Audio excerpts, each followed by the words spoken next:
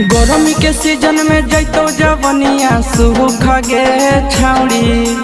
गर्मी के सीजन में जैतो जवनिया सूख गे छाउड़ी। जब मारी दे तो लहंगे में लूक गे छाउड़ी।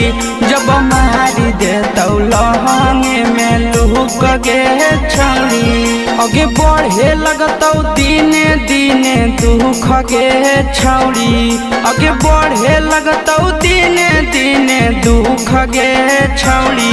जब मारी दे तो लहंगे में लूक गे छाउड़ी।